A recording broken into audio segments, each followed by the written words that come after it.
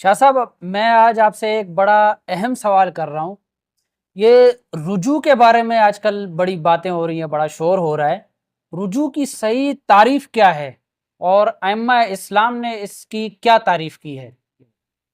بسم اللہ الرحمن الرحیم۔ میں سمجھتا ہوں کہ یہ اس دور کے تقاضوں میں سے ایک اہم ترین تقاضا ہے جی کہ ہمیں یہ سمجھنا چاہیے کہ رجوع کس کو کہتے تھے۔ کہ رجوع عربی زبان کا لفظ ہے، جی اس کا معنی ہوتا ہے کہ اپنی سابقہ حالت پر لوٹ آنا۔ ہم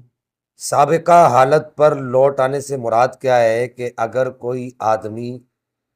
ویسے فقہا یہ کہتے ہیں کہ اگر کوئی آدمی خدا نخواستہ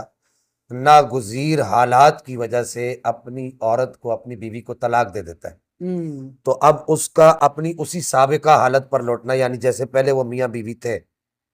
تو اسی طریقے سے اگر وہ میاں بیوی رہنا چاہتے ہیں تو اس حالت پر واپس لوٹ آنا، اس کو بھی رجوع کہا جاتا ہے۔ جی لیکن ایک رجوع وہ ہے کہ اگر کسی سے کوئی ایسی بات ہو گئی جو شریعت مطہرہ کو پسند نہیں ہے۔ اب یہ بڑی ہی اہم بات ہے، میں ناظرین سے یہ گزارش کروں گا کہ اس بات کو بڑی توجہ سے سنیں گے کہ ایک رجوع وہ ہے کہ جو شریعت مطہرہ کو پسند نہیں ہے، اس کی مختلف ابواب ہیں، اس کی مختلف پارٹیشنز ہیں کہ شریعت مطہرہ کو وہ اگر اس سے کوئی ایسی بات ہو گئی کہ جو پسند نہیں ہے تو اس کی سب سے پہلا درجہ یہ ہے کہ وہ بات شریعت مطہرہ کو کس تناظر میں پسند نہیں ہے۔ کیا اس نے عقیدے کے باب میں کوئی ایسی بات کر دی ہے کہ جو بات شریعت مطہرہ کو عقیدے کے باب کے اندر پسند نہیں ہے؟ اور پھر بعض عقائد ایسے ہیں جن عقائد کا ماننا فرض قطعی ہے، جیسے اللہ جل مجدہ الکریم کو ایک ماننا، جی یہ فرض قطعی ہے۔ نبی کریم صلی اللہ تعالی علیہ وبارک وسلم کو اللہ کا آخری رسول ماننا، جی یہ فرض قطعی ہے۔ ان دونوں باتوں کا انکار کرنا کفر ہے۔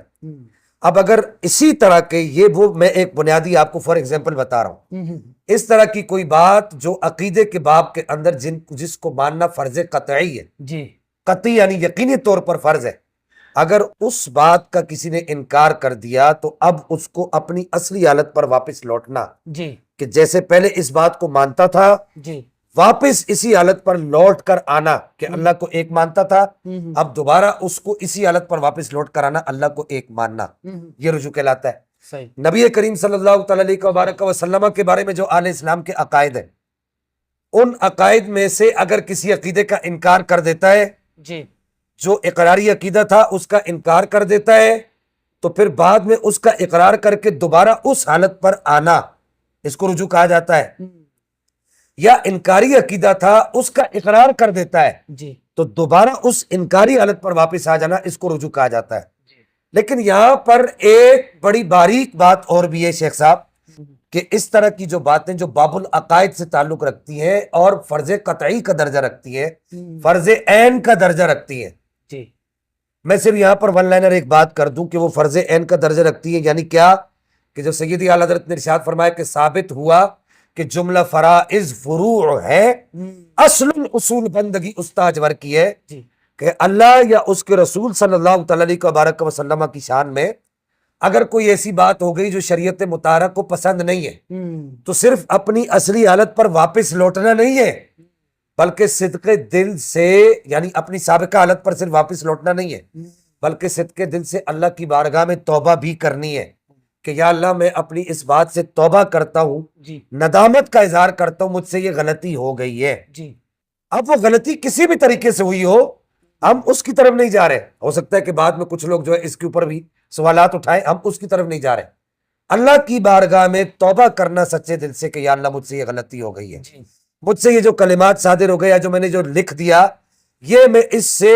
رجوع بھی کرتا ہوں اور توبہ بھی کرتا ہوں، مجھے ندامت۔ جی اور جس جگہ پر کیا، جن لوگوں کے سامنے اس طرح کی بات کی، ان لوگوں سے بھی، اہل اسلام سے بھی معافی مانگنا۔ جی اگر اعلانیہ ایسی بات کی تھی تو اعلانیہ توبہ کرے گا،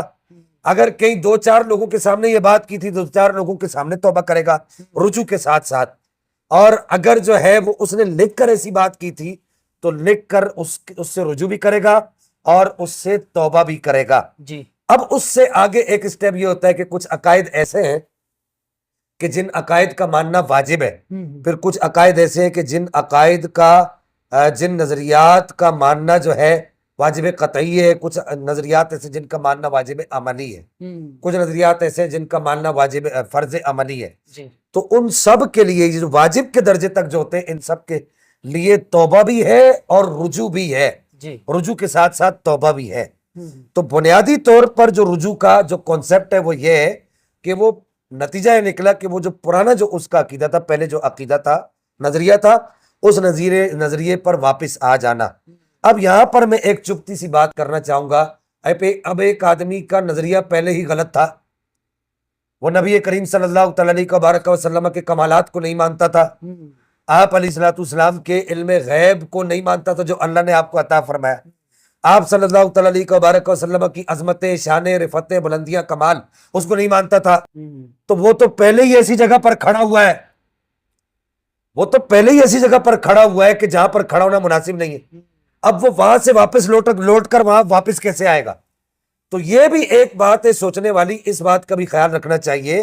کہ بھائی یہ بندہ رجوع کرنے لائق ہے بھی یا نہیں ہے. اللہ جل مجدہ الکریم ہمیں عمل کی توفیق عطا فرمائے. آمین. وآخر دعوایا ان الحمدللہ.